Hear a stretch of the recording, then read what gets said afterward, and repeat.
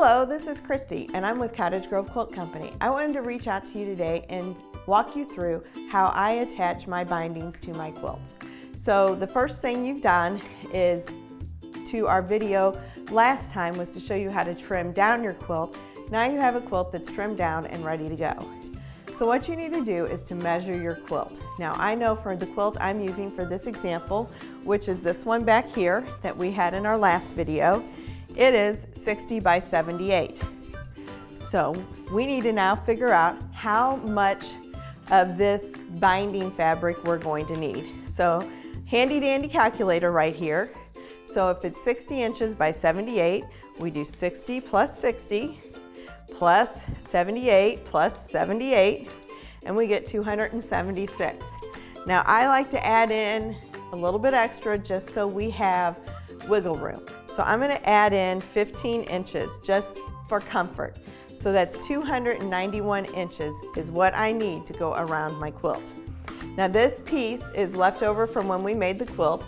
It's not exactly 42 inches wide. In fact, it's about 32 inches wide. So what we're going to do is we're going to fold it in half to get it ready to cut. But what we need to do with this 291 number is divide that by 32. So we know we're going to need 9.09 strips. So I'm going to go ahead and cut 9 strips. So what you can do is you lay your fabric out, you make sure you've got a good square side to start with, and it's smooth and ready to go. And then we make sure we get it lined up good. Taking our ruler and our rotary cutter, we're going to start and make a clean edge to start with. Okay? So we're lined up and we're going to start with a clean edge. And then what we do, we got that clean edge, that little bit, we don't need to keep that little bit, it won't be good for anything. And then we're going to cut 2.5 inch strips. So laying your ruler, we're going to cut 9 2.5 inch strips.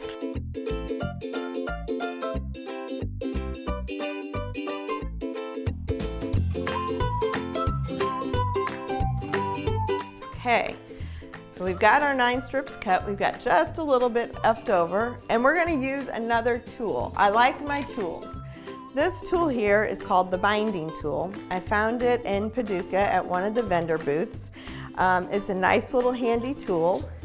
So what I tend to do is stack these up. I usually can cut four or five in one slice, and I lay them out, and we're just going to do 2 for right now, and then fold them in half and leave enough room so you don't keep your salvage. And we're just going to take our ruler and lay it on here and cut for a 90-degree angle. So I'm going to now do the rest of them that way. So what ends up happening is you've got this laid out, you've got one angle this way and one angle that way. So let me do the next ones.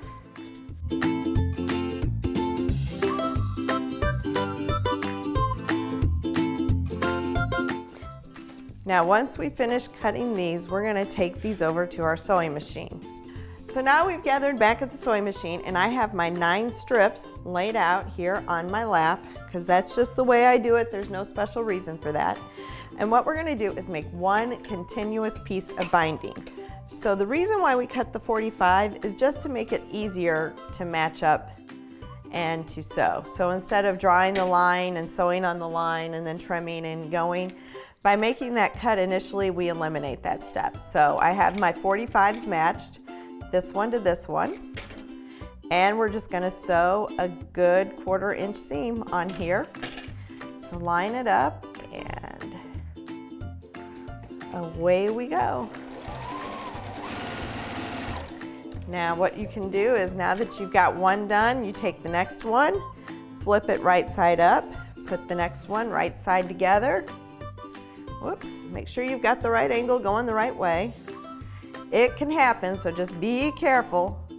You don't know how many times I have turned them the wrong way. And then just take it up, put it under your foot.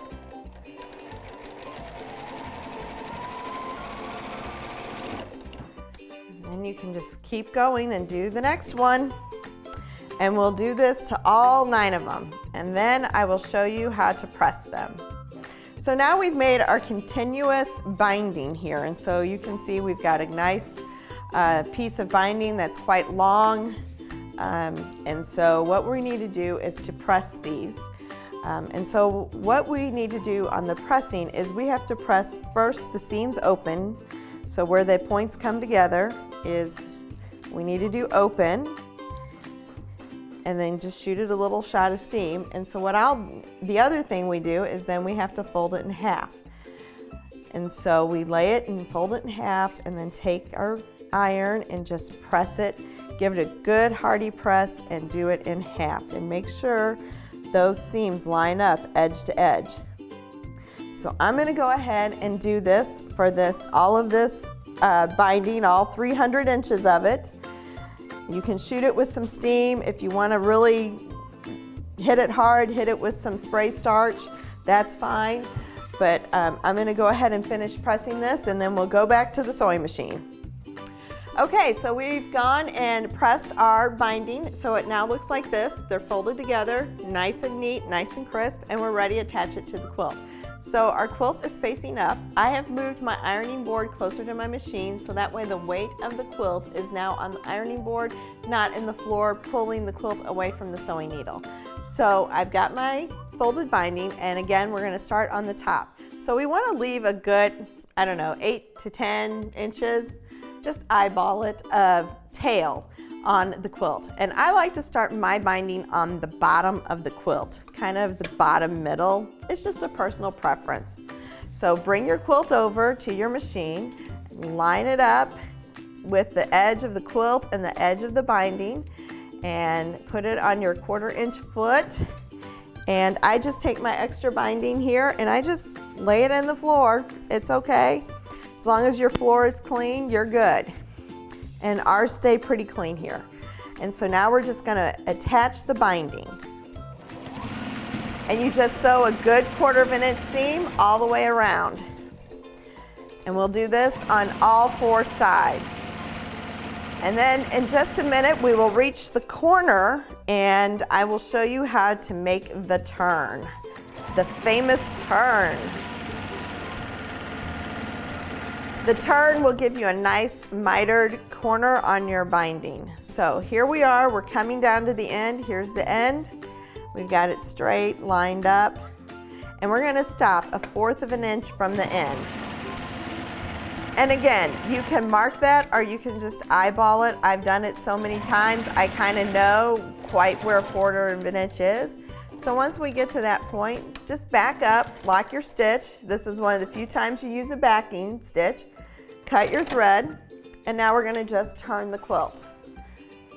Okay, so here we go. Quilt is turned, so now we're going the other direction. Now what you do is you take your edge of your binding and we fold it up to where we've got a nice 90-degree angle, or 45-degree angle, excuse me. I finger press that corner down and then bring it over. And then you've got a nice straight square right there. You can see it. A nice straight square. Sometimes here I will take just a little pin and just put it here just to kind of hold it in place. Just so when I start it doesn't move, but that's a personal preference again. So line it up, get that under your needle, and away we go. Also here you'll want to do a little back stitching, just again to secure that stitch. And off to the races we go, and we're gonna go and do this to all 4 sides.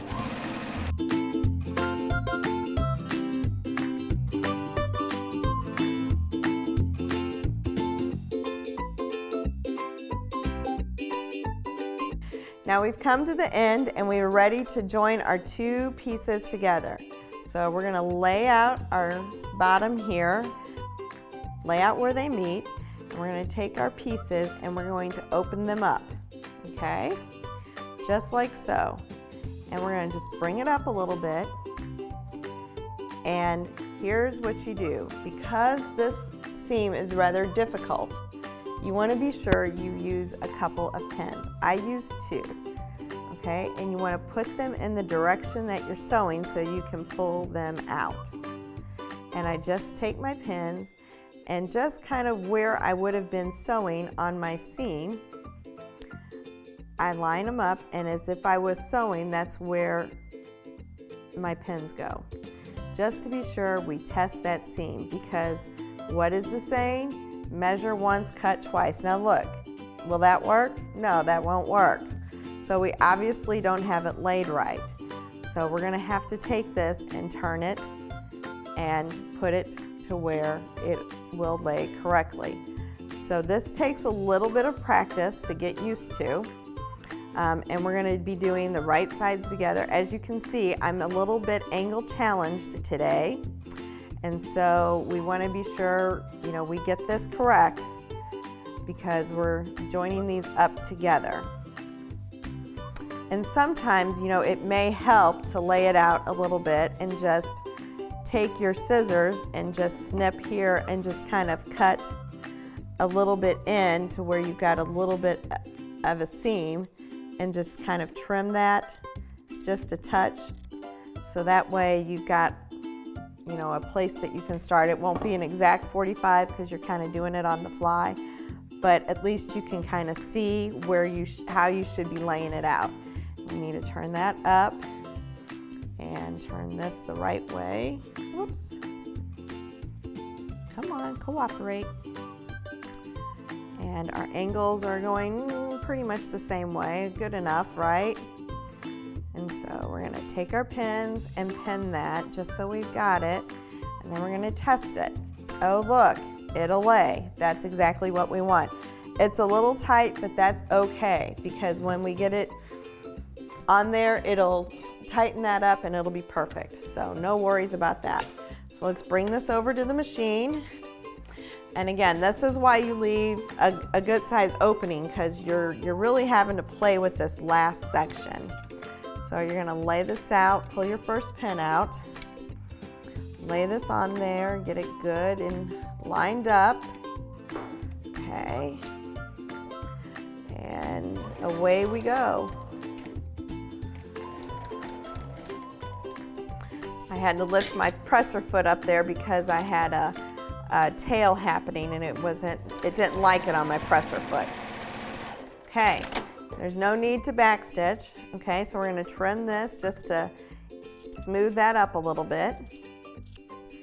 All right, and then that should be it. And then look at this.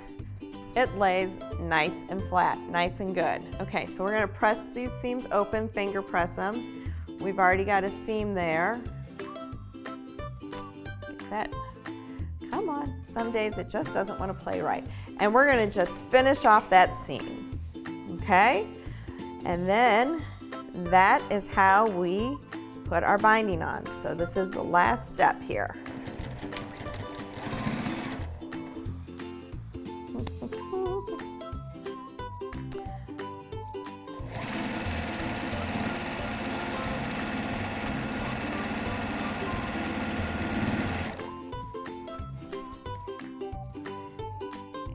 We are coming up to the end.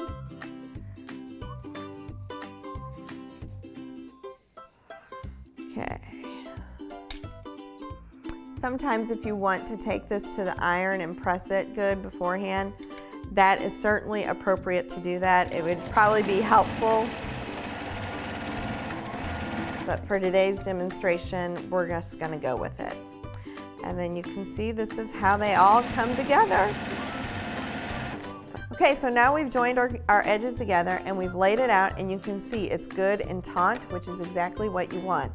So next what we're going to do, we're just going to press these open, this little seam here, finger press it open just to be sure, you know, life is good. And then we're going to just fold this over. It's already got a seam there from when we pressed it earlier, and we're just going to sew this down. So here we go.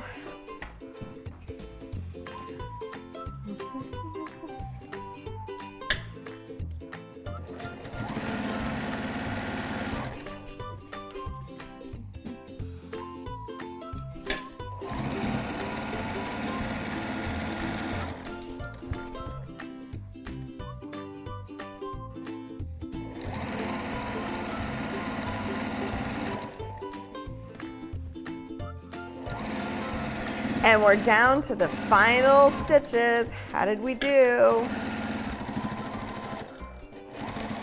All right, be sure to do your lock stitch, and that, my friends, is how you get your binding sewn on. So our next video is going to be, now that your binding's sewed on, now how do I put the final touch on it? So stay tuned, and thank you for joining us today.